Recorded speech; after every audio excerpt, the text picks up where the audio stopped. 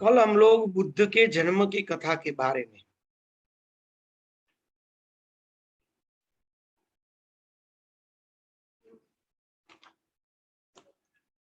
और उसकी हम तत्व चर्चा करते हैं थोड़ी।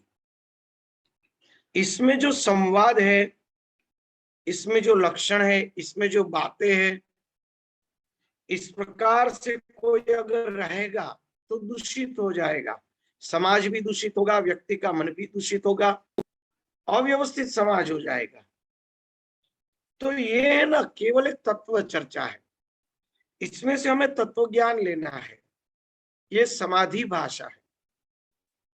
अगर किसी ने किसी और की बीवी को अपने यहाँ बैठा दिया और सामने वाला बेचारा भूला है, उसको दबा रहा है, तो समाज अव्यवस्थित हो रहा है, पाप है।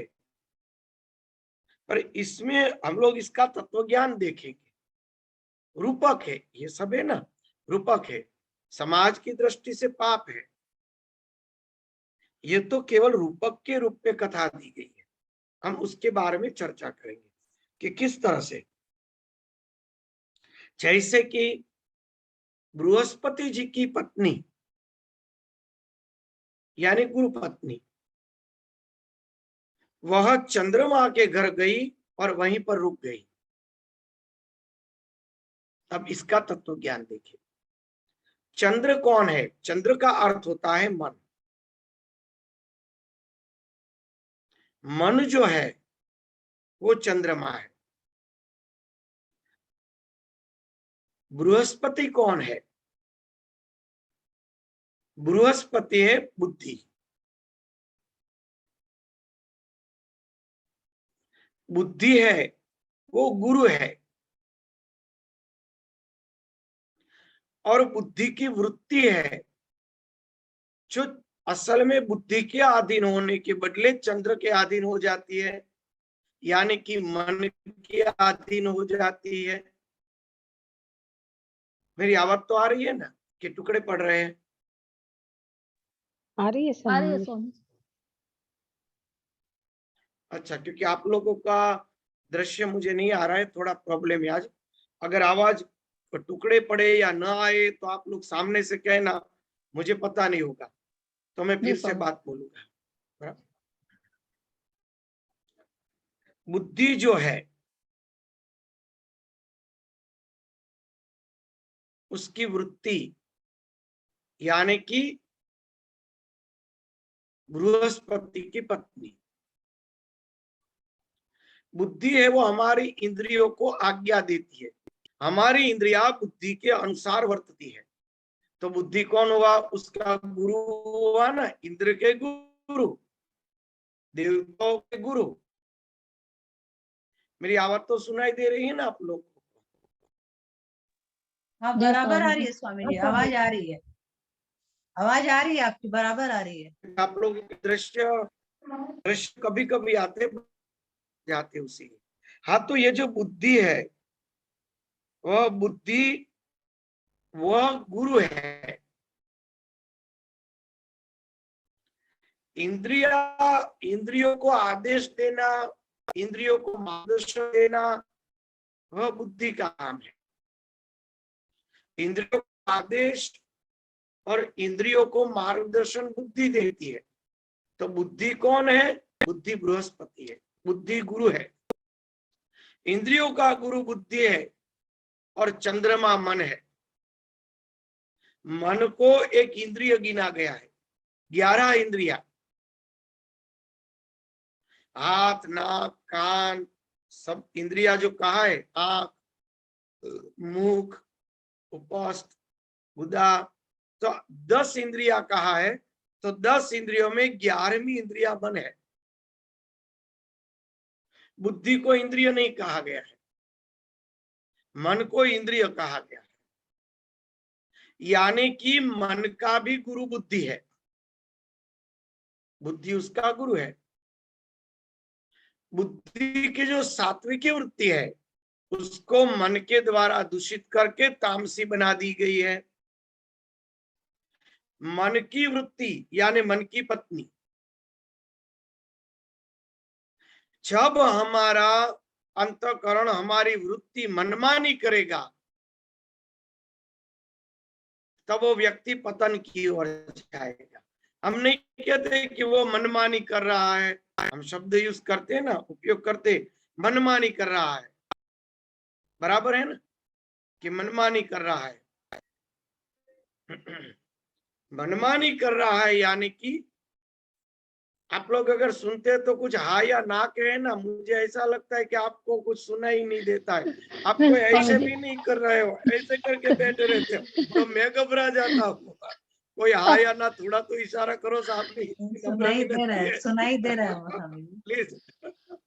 भले सुनाई दे रहा है, मगर आप जी लोग ऐसे स्वामी ही जी, बैठे रहते हो, ऐसा बोले। तो मुझे ऐसा होता है कि कोई चेष्टा ही नहीं है, उसका अर्थ कुछ आप आ या ऐसा तो कुछ तो कीजिए कि ना सुनाई देते आप लोगों को। इतने गंभीरता से देख रहे हो तो मुझे ऐसा होता है कि डिस्टर्ब है। तो ये जो चंद्रमा है, वह चंद्रमा हमारी एक इंद्रिय है, मन है। हम लोग कहते हैं ना कि मनमानी कर रहा है, व्यक्ति मनमानी कर रहा है, ऐसा कहते हैं। यानी कि मन जो है अपनी मानी करेगा तो कभी हमें दूसरी गलत जगह ले जाएगा। मन सारथी है, बराबर है ना। मन जो है, वो मन क्या किया, मन यानी चंद्रमा, मन ने यानी चंद्रमा ने बुद्धि की वृत्ति को गलत कर दिया, निम्न बना दिया, उसको भोगों में लगा दिया। भोगों की ओर हम सब क्या करते, अपनी बुद्धि की जो वृत्ति है उसको भोगों की ओर ले जाते हैं, दूषित कर देते हैं। और बुद्धि कभी कभी व्याकुल हो जाती है तो बुद्धि को समझा देते हैं, कभी वृत्ति खुद चाहती है, तू क्यों बीच में बोल रही हो, बुद्धि को बंद कर देते हैं मुंह। तो यहाँ क्या किया, चंद्रमा ने बृहस्पति का मुंह बंद कर दिया, यानी कि मन द्वारा बुद्धि का मुंह बंद कर दिया गया, बराबर है ना। इसका ये अर्थ है, इस अर्थ में लेना है कि मन जो है वो चंद्रमा है, बुद्धि वह गुरु बृहस्पति है, और वृत्ति वह मन और बुद्धि दोनों की पत्नी है। मन की भी पत्नी हुई, बुद्धि की भी पत्नी हुई। बृहस्पति की पत्नी चंद्रमा के साथ पत्नी की तरह रह रही है, यानी कि वो दोनों की पत्नी है, बुद्धि की भी है और मन की भी है। तो यहाँ पर इस प्रकार से देखा जाता है।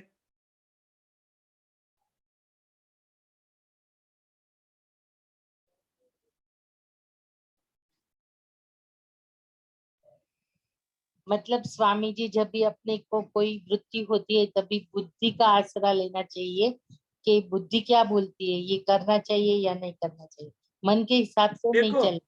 बुद्धि का नहीं, शास्त्र का आश्रय लेना चाहिए। बुद्धि तीन प्रकार की है, सात्विक, राजसी और तामसी।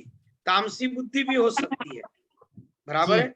तो हमें तो इसमें शास्त्र का ही आश्रय लेना चाहिए। शास्त्रीय बुद्धि है वो गुरु है, अच्छा जो सात्विक शास्त्रीय बुद्धि है वो गुरु है। हमें तामसी या राजसी बुद्धि का आश्रय नहीं लेना चाहिए। जी। जो शास्त्र में लिखा है वैसे बुद्धि जो वर्तन करती है उसको गुरु कहा जाता है, क्योंकि शास्त्र के अनुसार जो बुद्धि हमें तर्क करके देगी कि अरे भाई किसी को मारना वो तो पाप है, आप उस बेचारे व्यक्तियों को अपंग है फिर भी उसको परेशान कर रहे हो, तो ये तो पाप है। तो ये शास्त्र के अनुसार बुद्धि ने मन को कहा, तो वो बुद्धि गुरु हो गई। जी बुद्धि मन की भी गुरु है और इंद्रियों की भी गुरु है, पर कौन सी, जो शास्त्र अनुसार सात्विक बुद्धि है वह गुरु है, उसको गुरु रूप से स्थापित किया जाता है।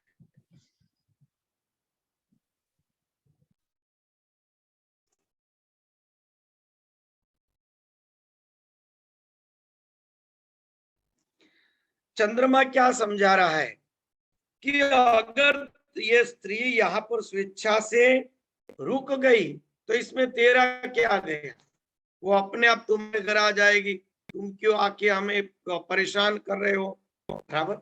वृत्ति जो है वो मन के अधीन हो जाती है, तो मन क्या करता है, बुद्धि को दबा देता है। बुद्धि कहती है कि गलत हो रहा है, मगर मन उसका नहीं सुनेगा, मन उसको दबा देगा। बुद्धि तर्क करेगी, शास्त्रों में लिखा है ऐसा नहीं करना चाहिए, तो भी मन क्या करेगा, कोई ना कोई उदाहरण देके वो बुद्धि को दबा देगा। तो इस प्रकार से चंद्रमा मन है, बृहस्पति को हमें लेना है बुद्धि के रूप में, सात्विकी बुद्धि के रूप में, गुरु के रूप में। और इंद्रिया जो है वह इंद्र है। हमारी इंद्रिया जो है वो देवता लोग है, देवताओं के गुरु है।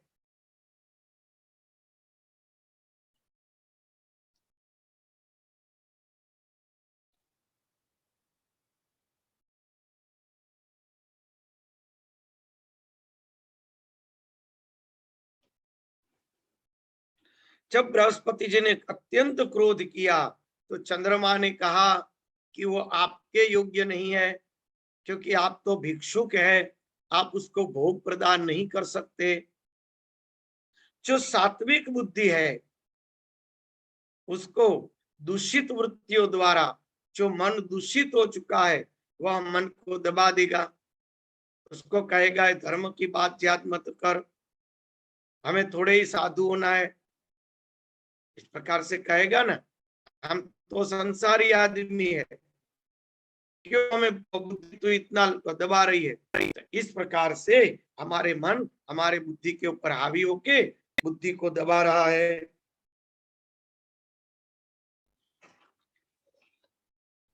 इंद्र ने पूजन किया और कहा कि हे गुरुदेव आप क्यों व्याकुल हो, क्योंकि बुद्धि व्याकुल होती है तो हमारी इंद्रियों को भी पता चल जाता है कि हमारी बुद्धि व्याकुल है, मन कर रही है, वो इंद्रियों को कई बार अच्छा नहीं लगता है।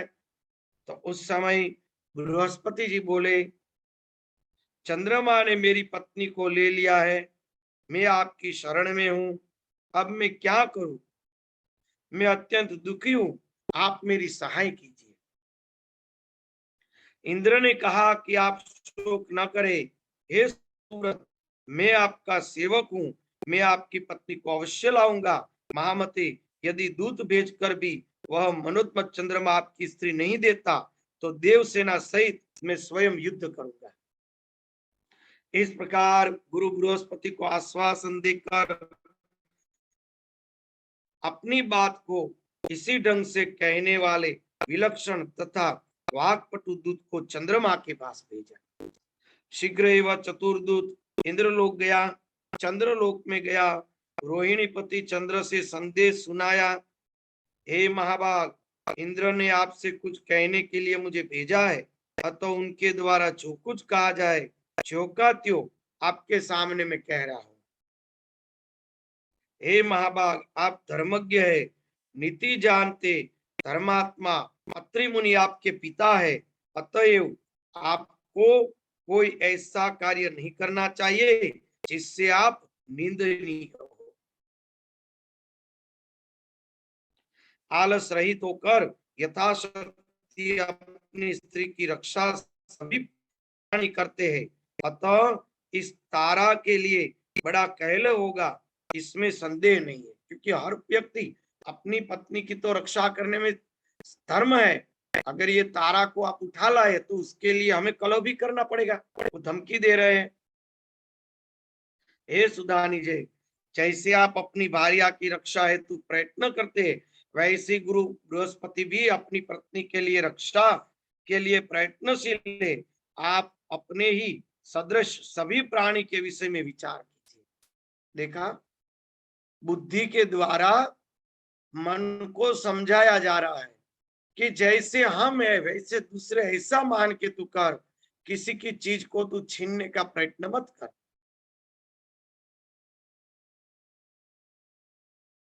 आपको दक्ष प्रजापति की सुलक्षणा से युक्त 28 कन्याएं पत्नी के रूप में प्राप्त है। आप अपने गुरु की पत्नी को पाने की इच्छा क्यों रखते हो? स्वर्गलोक में मेनकादि अनेक मनोर और अप्सराएं सर्वदा सुलभ है, तब उनके साथ स्वेच्छापूर्वक विहार कीजिए। गुरु पत्नी तारा को शीघ्र वापस लौटा दीजिए।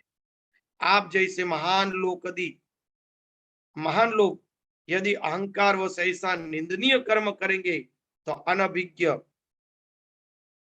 असाधारण तो उनका अनुसरण करेंगे ही, तब धर्म का नाश हो जाएगा। देखा, ये तो धर्म को नाश करने की प्रक्रिया है। अतएव हे महाभाग, गुरु की इस मनोरमा पत्नी को शीघ्र लौटा दीजिए, जिससे आपके कारण इस समय देवताओं के बीच में कलह उत्पन्न हो। सुत जी ने कहा कि दूत से इंद्र का संदेश सुनकर चंद्रमा कुछ क्रोधित हो गए, पर उन्होंने इंद्र के दूत को भी व्यंग पूर्वक उत्तर दे दिया। हे महाभावो, आप धर्मज्ञ है और स्वयं देवताओं के राजा है। आपके पुरोहित बृहस्पति भी ठीक आपकी तरह है और आप दोनों की बुद्धि भी एक समान है। दूसरों को उपदेश देने में अनेक लोग चतुर होते, परंतु उपस्थित होने पर स्वयं आचरण करने वाला दुर्लभ होता है। बृहस्पति के बताए शास्त्र को सभी मनुष्य स्वीकार करते। शक्तिशाली लोगों के लिए सब कुछ अपना होता है, परंतु दुर्बल लोगों के लिए कुछ भी अपना नहीं। तारा जितना प्रेम मुझे करती है, उतना बृहस्पति को नहीं। अतः अनुरक्त स्त्री धर्म अथवा न्याय से त्याज्य कैसे हो सकती है? गार्हस्थ जीवन का वास्तविक सुख तो प्रेम रखने वाली स्त्री के साथ ही होता है, उदासीन स्त्री के साथ नहीं। इसलिए हे दूत, तुम जाओ और इंद्र से कह दो कि मैं इसे नहीं दूंगा। आप स्वयं समर्थ है, आप जो चाहे वह कर लीजिए। ये मन इतनी मनमानी कर रहा है कि वह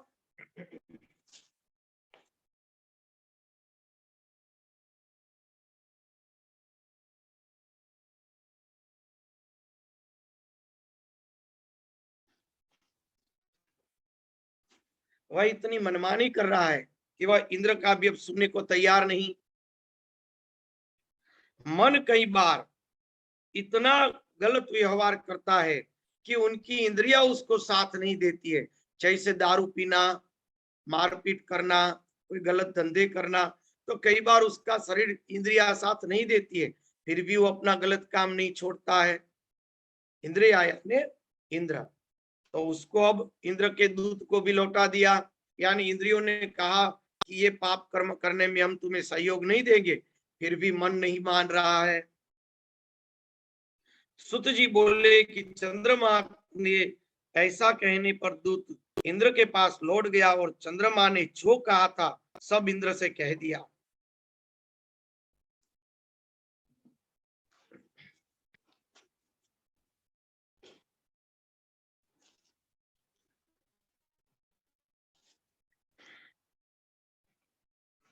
इसको सुनकर प्रताप इंद्र भी अत्यंत खुश हुए। बृहस्पति की सहायता के लिए सेना की तैयारी करने लगे। दैत्य गुरु शुक्राचार्य चंद्रमा तथा देव गुरु के विरोधी बात सुनकर बृहस्पति ने द्वेष के कारण चंद्रमा के पास गए और उससे बोले कि आप तारा को वापस मत दीजिए। हे महामते, हे मान्य, यदि इंद्र के साथ आपका युद्ध छिड़ गया तो मैं भी अपनी मंत्र शक्ति से आपकी सहायता करूंगा।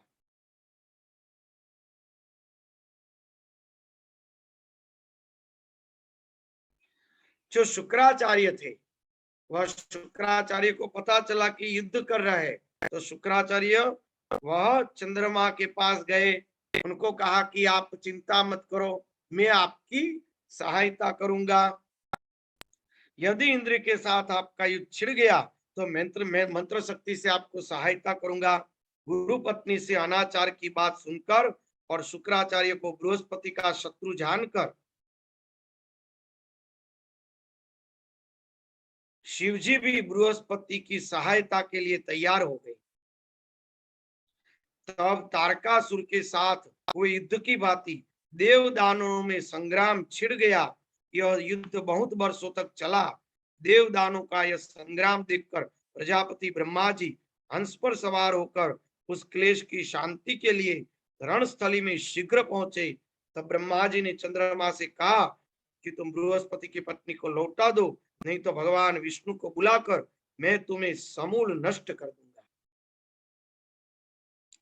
देखा, ब्रह्मा जी ने कहा, विष्णु के द्वारा धमकी, यानी कि जीव भाव, मूल जीव का तत्व, उन्होंने कह दिया कि मन का ही समूह नाश हो जाएगा अगर तू इतना गलत करेगा तो। ब्रह्मा जी यहाँ पे ज्ञान स्वरूप है, ज्ञान के द्वारा कहा गया कि हे मन, तू अपना पाप बंद कर, वरना तू समूल मृत्यु के शरण में चला जाएगा। उससे पहले तू ये गलत करना बंद कर दे। देवासुर संग्राम छिड़ गया, यानी कि अंतकरण में घमासान युद्ध हो गया। देव और असुर यानी आसुरी वृत्ति और देवी वृत्ति दोनों में अंदर हलचल मच गई अपने ही अंतकरण में। वरना है कि इस पत्नी के लिए इतना बड़ा युद्ध होता ही नहीं। वो तो मंत्र शक्ति के इतने ज्ञाता थे बृहस्पति, उसको नीची मुंडी करके चले जाने की जरूरत ही क्या थी? उसको इंद्र की सहायता लेने की जरूरत ही क्या थी? मंत्र शक्ति से वो सब कर सकते थे ना। पर ये सब रूपक कथा है, समझाने के लिए। मौन और बुद्धि का युद्ध है।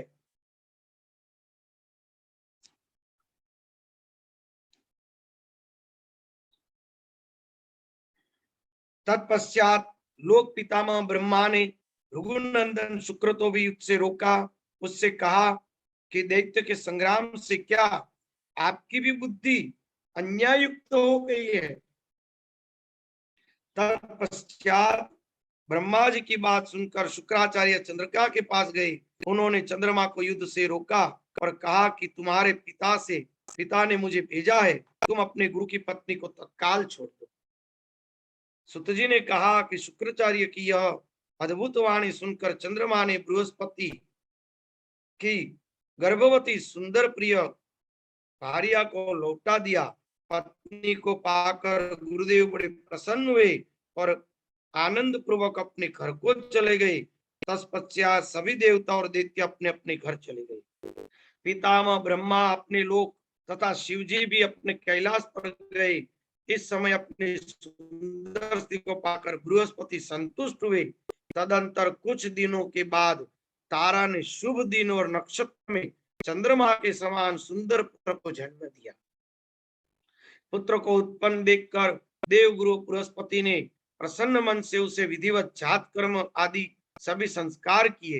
हे श्रेष्ठ मुनियों, चंद्रमा ने जब सुना कि पुत्र उत्पन्न हुआ, तब बुद्धिमान चंद्रमा ने बृहस्पति के पास अपना दूत भेजा।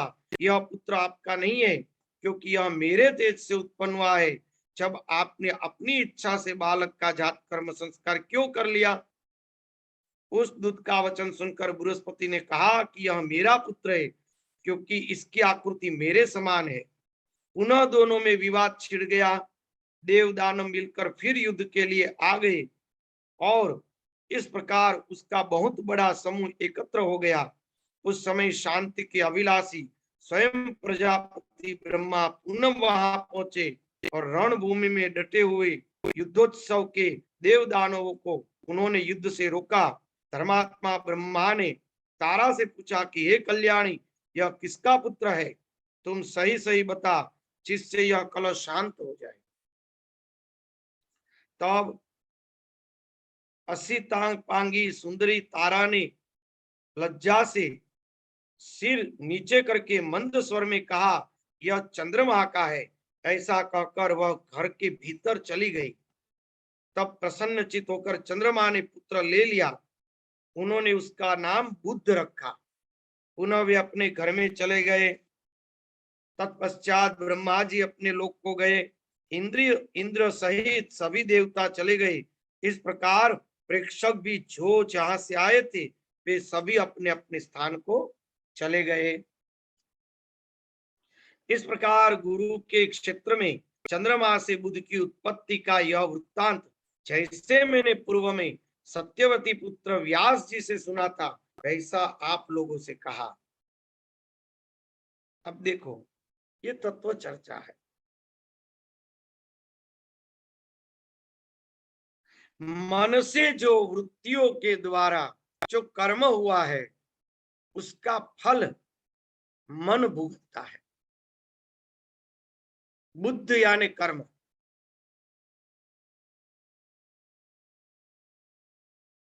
बुद्ध का अर्थ होता है कर्म। कर्म बुद्धि से नहीं, कर्म मन से उत्पन्न होता है। मन और वृत्ति से कर्म उत्पन्न होता है। बुद्धि का वो आश्रय लेते हैं क्योंकि उसके गुरु है। बुद्ध जो है वो कर्म का प्रतीक है। जो कर्म मन से उत्पन्न हुआ है, चंद्रमा से उत्पन्न हुआ है, वो तो चंद्रमा को ही भुगतना पड़ेगा। यानी कि चंद्रमा बुद्धि के द्वारा, मन के द्वारा जो वृत्ति से कर्म हुआ है, वह शुभ या अशुभ कर्म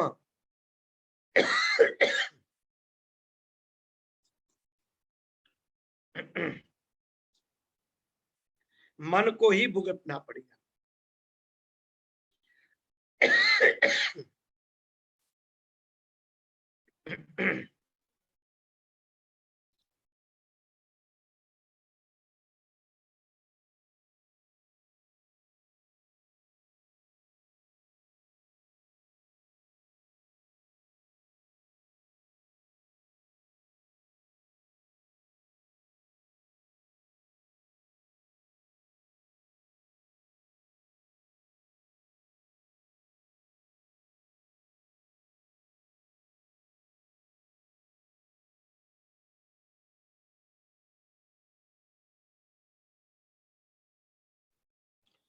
तो ये जो वृत्ति है, वृत्ति से जो भी कर्म उत्पन्न होगा, वह कर्म मन को भुगतना पड़ेगा।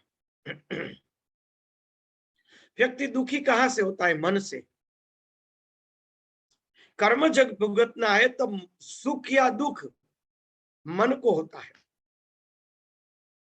कोई ऐसा नहीं कहेगा मेरी बुद्धि दुखी है, कोई नहीं बोलेगा। क्या बोलेंगे?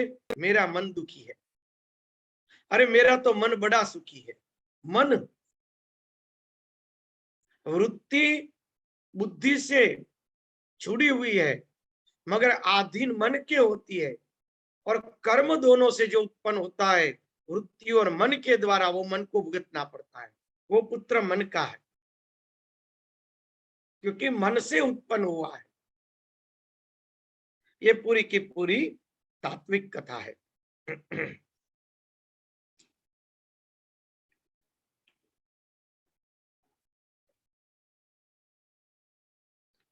तदंतर इला के गर्भ से पुरुरवा ने जन्म लिया। इस प्रसंग में आप लोगों से कहता हूं, वे बुद्ध पुत्र पुरुरवा बड़े धर्मात्मा, यज्ञ करने वाले एवं दानशील थे। सुद्यम नामक एक राजा थे। वे बड़े ही सत्यवादी, जितेंद्रिय। एक बार वे सैंधव घोड़े पर आकर आरूढ़ होकर आखेट के लिए वन में गए। उनके साथ कुछ मित्र भी थे। राजा कानों में कमनीय कुंडल पहने थे। आजव नामक धनुष्य बाणों से भरा अद्भुत तर्कस धारण करके उस वन में भ्रमण करते हुए रूरू मृग, हिरण, खरगोश, सुअर, गेंडा आदि वन मुर्गों को मारते हुए यज्ञों योगी अनेक वन पशुओं का वध करके राजा सुद्युम्न कुमार नामक वन में प्रविष्ट हो गए।